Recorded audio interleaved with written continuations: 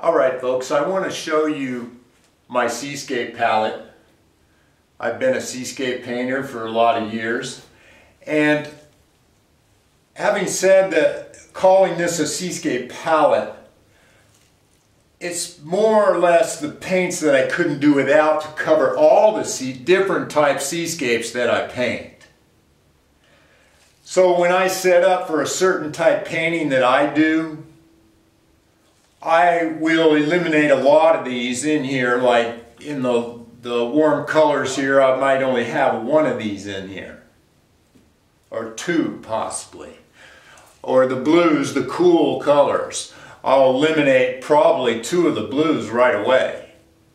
And depending on, the plants or whatever, I might only have one of these greens that I use. So your composition matters when you set up, but these are the ones all together I couldn't live without. I can do pretty much any type painting for me, seascape wise or landscapes with water.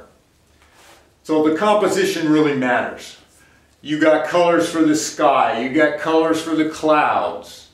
You have your different moods. Is it night and day? Is there a sunset or sunrise? What about all the plants or the flowers or the palms or the other type trees? Is that going to be in there?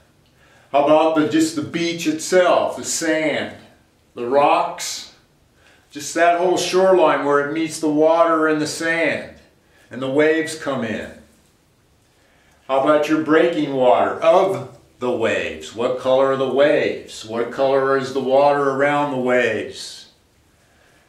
What style are you going to be painting in? Are you going to paint a realism painting, or an impression painting, or an expression painting? Expression painting, you're going to have most all these wild colors or high key colors and not use any of the earth tones. This yellow or burnt sienna or raw umber. You don't want to mute your colors down. You're going to go wild. If you're doing realism, you're going to use all these and throw a lot of these out. Unless you're going to mix them between each other and try to achieve these browns that I just showed you and grays. Okay, in realism you're also going to paint in layers, so you may only take one or two of the colors at a time. Alright, so here it is. And like I said, it may not be in this order, but all in all these that I have here will cover just about any type seascape painting, but you may not put them on each individual seascape. So let's start with my primary colors. I think that cobalt blue is about the most medium blue you can get. It doesn't sort of lean towards the yellow side, and it doesn't lean towards the red side like these others do. So we have cobalt blue, and as we go to the red, which is over here on my palette, then we add a little bit of red and we get this ultramarine blue. And if we keep adding a little more red, almost equal amounts of blue and red, we'll come up with this paint is called dioxazine purple, or let's just call it violet. Alright, now go back to your cobalt blue. You want to go this way towards the yellow, which would be over here. Then you add a little bit of yellow, and now you're going to get cerulean blue. It starts to lean towards green.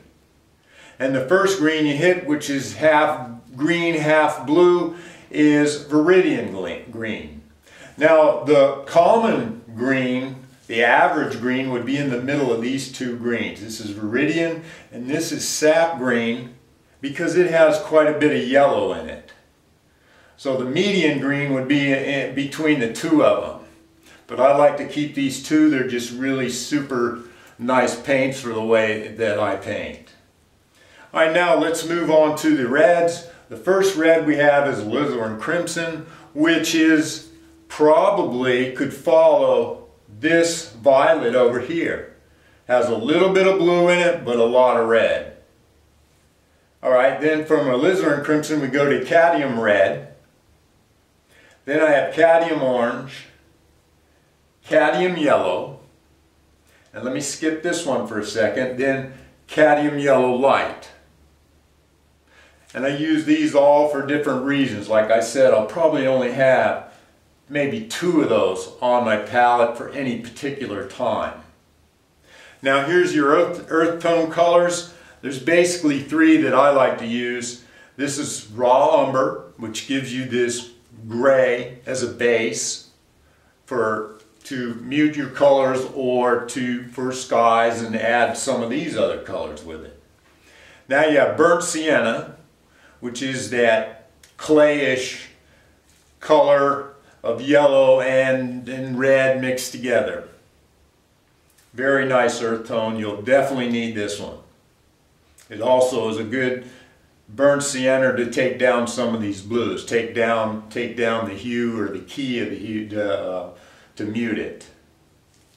Alright, and then we have yellow ochre, which yellow ochre is basically violet and the bright yellows mix, so it's muted down to yellow ochre, but it's such a good color and it's so close to a lot of the ocean stuff and very strong. You can mix it and change it to the way that you need it. Oh, and I forgot to mention the one you'll probably use the most of, titanium white. Alright, I hope that helps you out. Good luck with your seascape paintings.